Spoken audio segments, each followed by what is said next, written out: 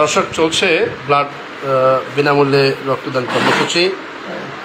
অবস্থান করছি শরীয়তপুরের কেদারপুরের মুরফুতগঞ্জে অবস্থিত শেফা ডায়াগনস্টিক সেন্টারে। এখানে একজন মুমূর্ষু রোগী রয়েছে, তার জন্য 2 ব্যাগ রক্তের প্রয়োজন। আর আজকে এই 5ই আগস্ট তথা 36শে জুলাই বিজয় দিবসকে কেন্দ্র করে এই গণমাধ্যম কর্মীরা ব্লাড দিচ্ছে, তার চিত্র আমি তুলে ধরার চেষ্টা করছি।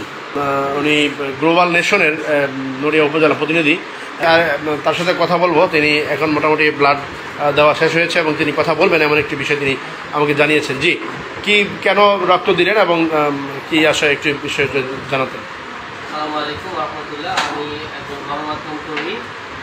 জুলাই 36 যে আন্দোলন, প্রথম যে আন্দোলনে ছাত্র জনতার স্বতঃস্ফূর্ত অংশগ্রহণ এবং আমরাও সেই আন্দোলনে ছিলাম রাজপথে এবং সেখানে যে রক্ত দিয়েছি তারই ধারাবাহিকতায় আমরা আজকে যে আজাদী দিবস, বিজয়ের যে শুভেচ্ছা, তার জন্য আজকে আমরা পুনরায় রক্ত দিয়ে এই দেশকে স্বাধীন করেছি।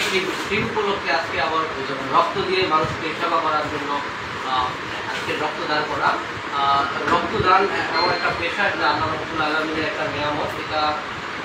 এটার মাধ্যমে আমরা জনসেবা করতে পারি। আল্লাহ পাক আমাদেরকে বলেছেন, তোমরা অন্যের সেবা করো, অন্যের সেবার মাধ্যমেই রয়েছে সর্বোচ্চ মুক্তি। আমরা সেই লক্ষ্যেকেই কাজে লাগিয়ে আজকে রক্ত দিলাম।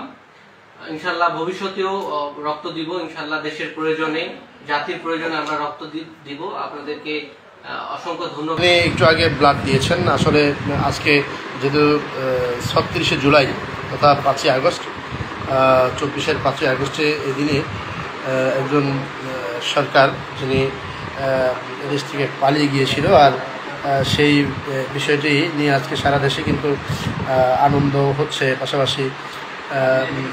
পাশাপাশি কিন্তু আপনার সারা দেশেই বিজয় মিছিল এবং আজকে জুলাই ঘোষণাপত্র দেওয়ার কথা রয়েছে, বিকেলে পাঠ করার কথা রয়েছে। আপনারা আজকে এই দিবসকে সামনে রেখে ব্লাড দিচ্ছেন, সেই বিষয়ে যদি একটু আসলে বলতেন। জি, আলহামদুলিল্লাহ। গত বছর এই সময় আমাদের ছাত্র ভাইয়েরা রক্তদান করেছিলেন, রক্ত রাস্তায় দিয়েছিলেন।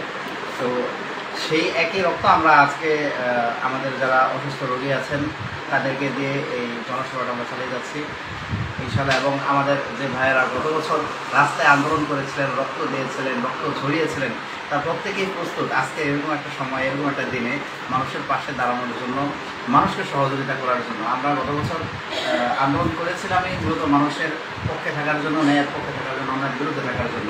আমরা সেই জায়গা থেকে, সেই অনুভূতি থেকেই আজকের এই কার্যক্রমগুলো আমরা বাস্তবায়ন করার চেষ্টা করি।